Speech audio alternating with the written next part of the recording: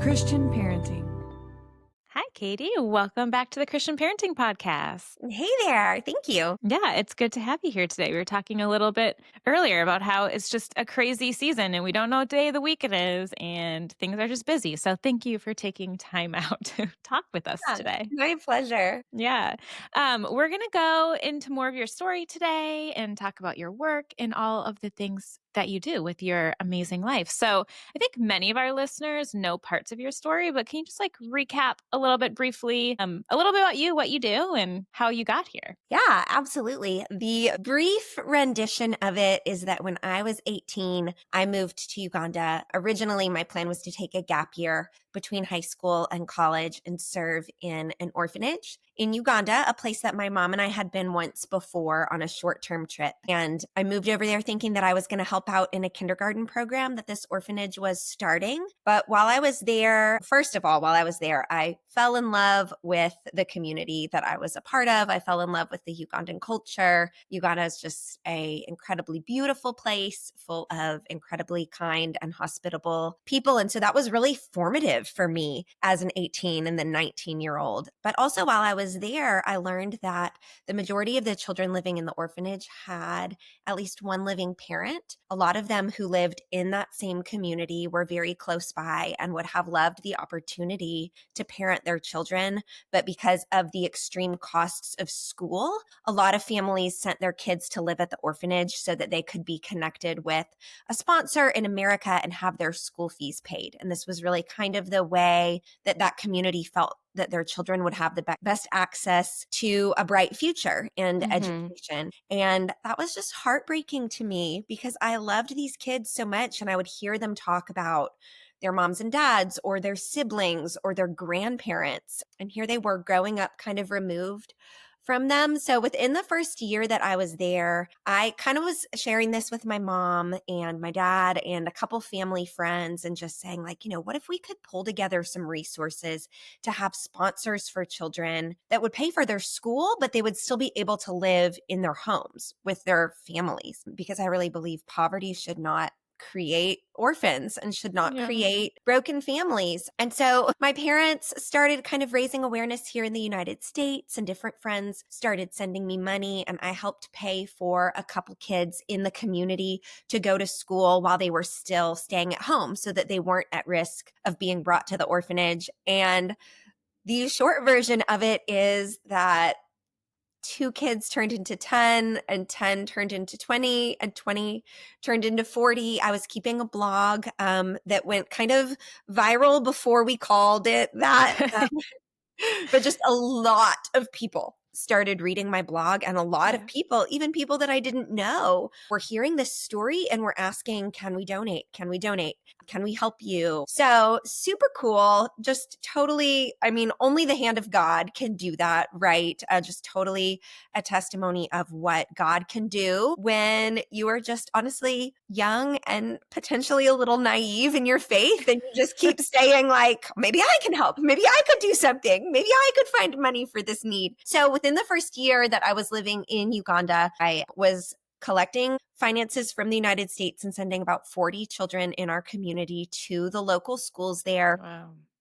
And I really kind of decided over the course of the year that I wanted that to be my life's work. And I felt that that was what God had put on my heart to do with my life. And so that kind of gap year ended up turned into about 16 years that I lived in Uganda, met my husband in Uganda. I adopted children in Uganda. I had biological children in Uganda. And all the while, God just continued to grow. Our ministry is called Amazima. So we chose that name. Amazima is the Luganda word for truth. So just based on John 8:32, where Jesus says, you will know the truth and the truth will set you free. And so really my heart for these students and families that I had come to love to, yes, have access to education and food and good nutrition, but also that they would have access to the gospel, that they would know the truth of the gospel of Jesus and the way that he created them with such value and worth and importance in the kingdom. And so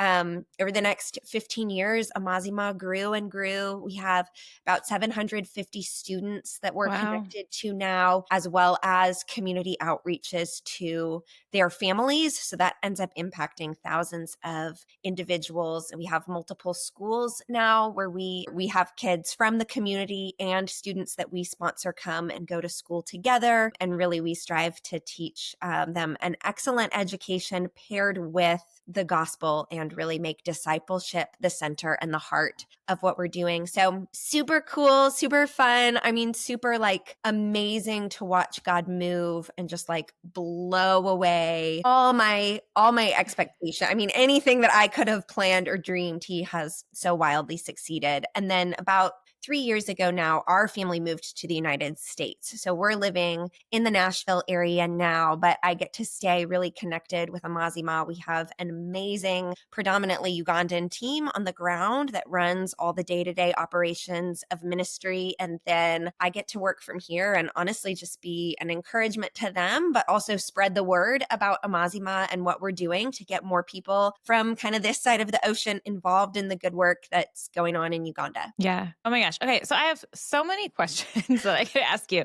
but I think I want to go first. I think about your parents and like your mom going with you to a short term mission trip, being like, this is going to be so fun for us and so impactful. And then you go back and then you stay and then you've done all these amazing things. Like, and obviously they've invested so much in your faith and your story and your heart and your calling and supported you. And I imagine that you do the same for your kids too. So tell me a little bit like, for parents who are listening, like what encouragement would you give them for raising kids who are just like compassionate and on fire for Jesus and just have a heart and a calling that they're like, I don't know what to do with this kid's calling, you know? Yeah. I love this question and I feel like I could talk about it for a long, long time. It's something I'm super passionate about, especially as I get older and look back at my upbringing and ask that question like, okay, what caused me to desire that? What was different? Mhm. My parents both, I mean, they're both believers. I was definitely raised in the church and they were very well connected to our church and served in our church and taught Sunday school and did service projects. And so I think growing up in a faith-based community was obviously hugely impactful. My parents also just really are very compassionate people. And it's funny because when I grew up with them, I don't think I would have said that. You know, it's mom and dad. It's just Yeah. regular. It's what you know. But Yeah. the older I get, the more I look at them and just see how abundantly and compassionate and kind they are to all people.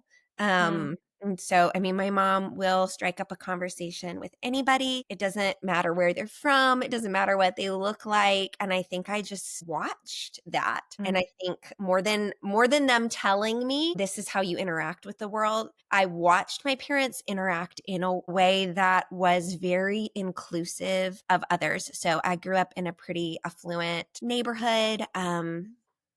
And yeah, I mean, I really never lacked for anything. And my parents were very keen to teach me that the whole world doesn't live this way. We traveled quite a bit when I was little, but we also were super engaged with different service opportunities in and around the Nashville area. My mom was always super active in serving, and she just brought me and my little brother along with that. And so I think a lot of what I would say, even to parents now, that I remind myself based on my own parents' example is like, it's Mhm. so much more about how you live and what you do with your children and in front of your children than it is what you say. Right. And so my Yeah. parents, yes, they talked to me about being kind and compassionate, but man, I think what really sunk in was their example. And I was not afraid to go to Uganda and I was not afraid to interact with people that were different than me or spoke a different language than me or lived a completely different life than me because my parents had really modeled that that was not a scary thing. And Yeah. so,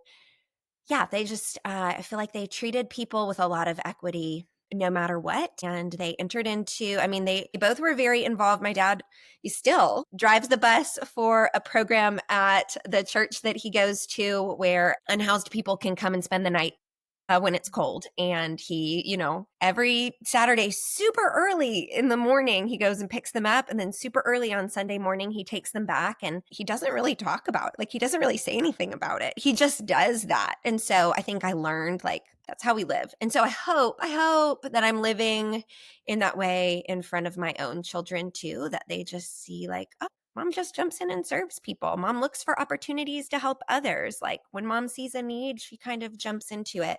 And I think yeah, I think they learned so much by example. Another thing that my parents did really well that I really hope I can do also is they were not hesitant to let other Christian adults really take me under their wing, and they were not territorial about that, especially as I got older in middle school Mhm. and high school.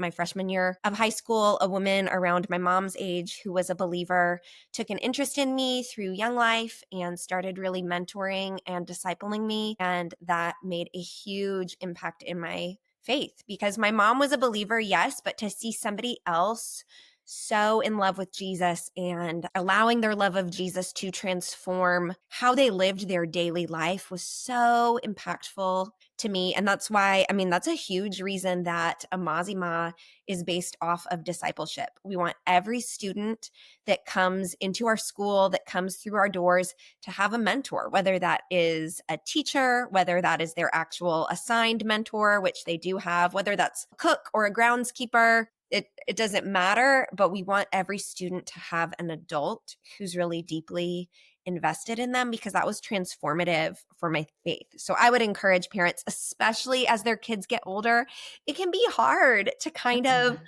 loosen the reins. And it can be hard when you're like, I don't know, for me anyway, especially with my teenage girls, I'm like, oh, you want to hang out with that mom? Like, you don't want to hang out with me?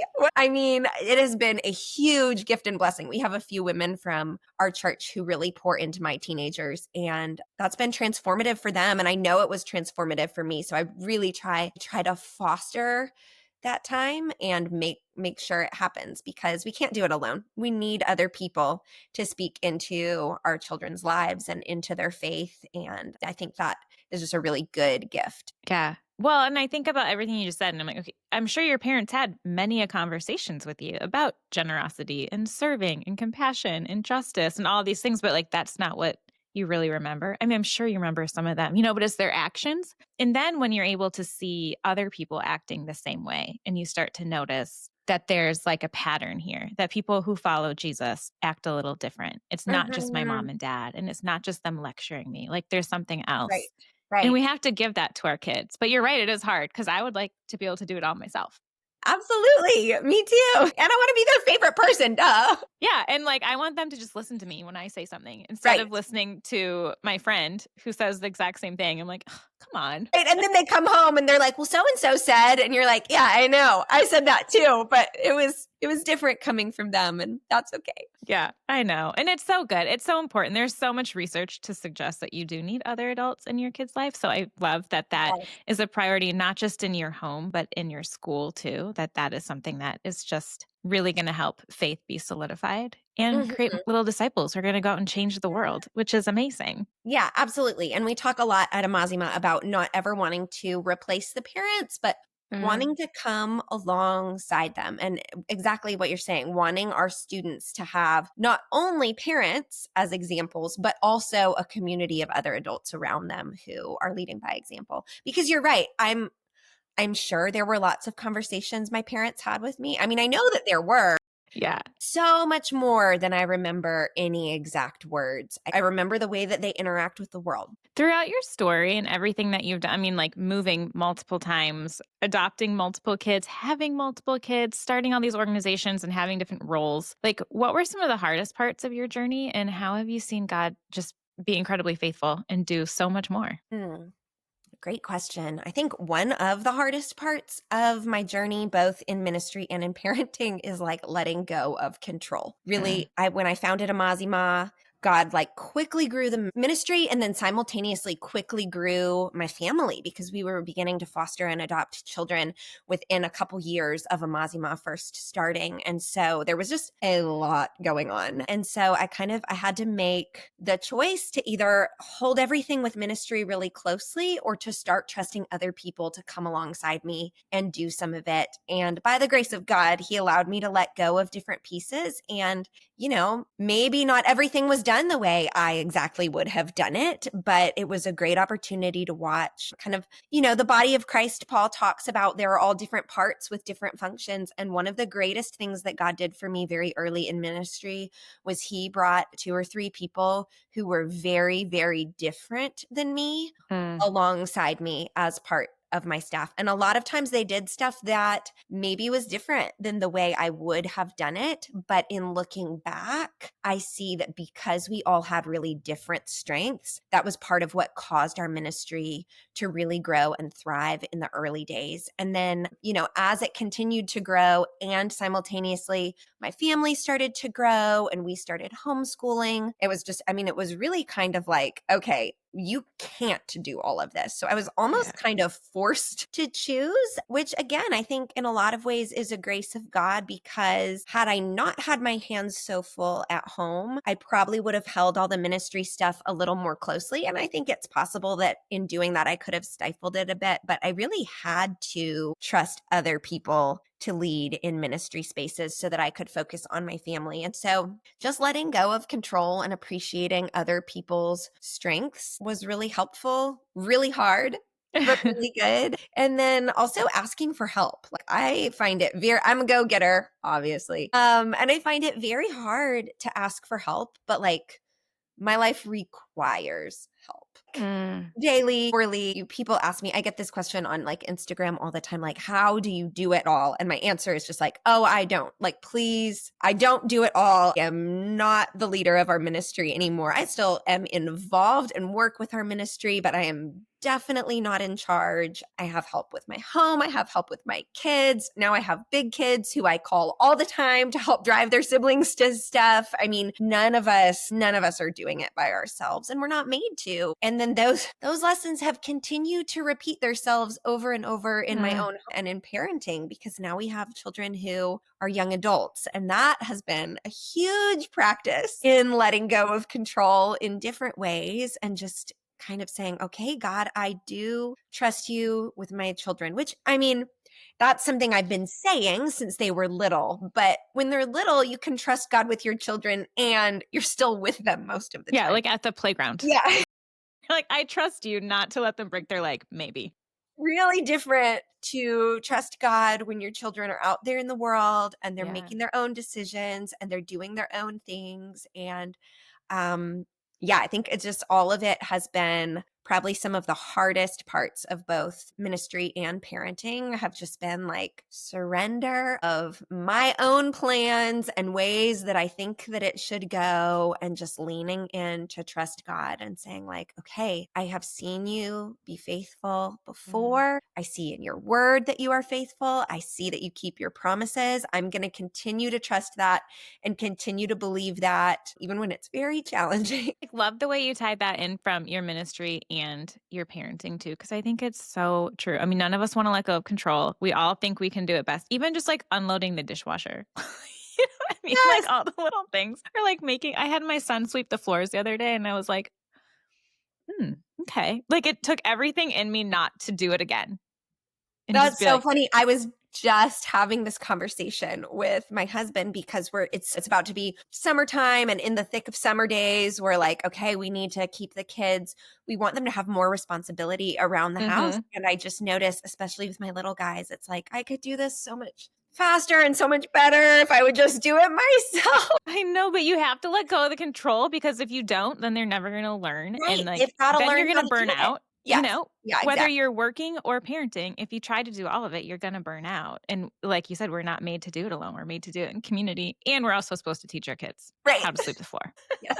But yeah, I think that's such a struggle for everyone, no matter what type of work they do or what stage they're in parenting, like you said. Because even letting go with adult children is a whole thing. But I think about sending your kids to like kindergarten for the first time, and you're Yeah. like, I'm sorry, what? Like, I'm supposed to send my child away for 8 hours and just like trust that they're okay, or Right. summer camp or whatever it is. It's such a process of learning. And you just have to do it more and more as they grow. Oh my gosh, yes. All of parenting is such a lesson in surrender and trust over and over and over again. It really is. That's why it's so humbling. So tell us a little bit more about Amazima because it started with just a couple kids and now it's this whole thing. So tell us like where you are right now, what's your vision for where this is going to go? Yeah. So, our mission is discipleship through excellent education, authentic relationships, and transformed communities. And so that's really kind of at the heartbeat of everything we do is we select students who are from really vulnerable, really poor backgrounds who probably otherwise would never have an opportunity at an education, and we bring them to really excellent schools where they have the opportunity not just to get an education, but like we talked about, to be mentored and discipled. And our real focus is that every student who comes onto our campus, as well as their families, would be really seen and known and loved by us. And so the students' mentors know not only them, but they start to get involved with the whole family. And we have, arms of our ministry that reach out into the community and do different financial trainings for parents and Mm. guardians. We do farming trainings and job readiness trainings, all kinds of different things to not just educate the student, but kind of start to bring the whole community out of poverty. And so we've been doing that kind of model of ministry has been going on now for about 10 years. We've had our first graduates that have come all the way through the school that are getting ready to start university in a couple months. And so, That's so amazing. yeah, it's so cool. It's so cool. There's a group of about 60 of them that are all doing internships in the community right now as they prepare for college. And it's just been really, really cool to see the fruit of all that's been invested in them over years and years. Now that fruit going out into the community. And they've got internships at local coffee shops and the local dentist and the local doctor's office. And just lots and lots of people are saying to us, like, wow, what are you doing with these students? They're so incredible. They're so wonderful. So it really is exciting that our dream was that these students would grow into leaders that really do go back into their communities and start to change and empower and uplift their communities. And so seeing that actually starting to happen is like, this is so amazing. So our goal now is really to kind of package that model in a way that we can share with others. So there are Mm. lots and lots of other amazing Christian organizations in and around Uganda. There are lots of amazing schools. And because we believe so deeply in true and authentic relationships, it doesn't feel like it would make sense to take our model and just replicate it somewhere else on our own. So instead, we're really looking at trying to find the people who are already doing something similar in their own community and saying, how can we come alongside you and help? Because we've done a lot of the trial and error. We've seen some things that have really worked well. We've also made plenty of mistakes. And so just saying, like, who are the people who already have the relational equity in the community? Because that's so important. And then how can Amazima come alongside and help some of these other existing organizations grow? So that's kind of our next like 5-10 year goal, is to identify different places where we can replicate our model of ministry kind of under the banner of someone else's leadership, so that we can give them the package that we've come up with to watch them make disciples in their own community. Yeah. Where are some of the places that you have gone Well, outside of we're just Uganda? looking, yeah, great question. We're just Mm. looking in Uganda right now. So Okay. we feel like we've, Keep it local. culture is so different everywhere, but Uganda is big, and Uganda is a nation of young people. About 50% of the population is under the age of 18. So Wow. there is ample, there are ample young people to reach with the gospel. And so we're going into different regions of Uganda and trying to identify Christian ministries that might benefit from using our model of schooling. That's amazing. 50%. Yeah, it's crazy. Yeah. A lot. And if you A imagine the fast generational growing impact, nation. like, yeah, like if you invest in those people and get them in like gospel truth and invest in their communities, like your current students are, and what the culture could look like in a couple decades is Yeah, incredible. it's pretty exciting. It's Yeah. like, because it is a nation of such young people, it feels like there's so much opportunity for impact. Yeah. So Okay. it's So exciting. how can people partner if people are like as excited about it as I feel? How can people partner with you and support your Yeah, ministry. Yeah. absolutely. They can find us online at amazima.org. So that's amazima.org. And then they can also find Amazima and myself, Katie Davis Majors, on Instagram. I also have a website personally where I write and share different things, and that links to Amazima. So even finding any of my stuff online will link pretty directly to Amazima. And there are all different ways to get involved financially. Even occasionally, we look for staff members with a really specific skill set that we bring over. Mm. So they can sign up for our emails and just keep in touch. Yeah, that's amazing. I'll put all that in show notes too, because I feel like people will want to learn more and see where they can go and Great. how they can help. Yeah, Yeah. it's an exciting time. Yeah, I really appreciate you sharing more about it and just kind of your journey and your heart, not just for your ministry, but for just the community at large and for families. And I Mm, just appreciate your wisdom that you shared with us. So thank you so much. thank you. Christian parenting.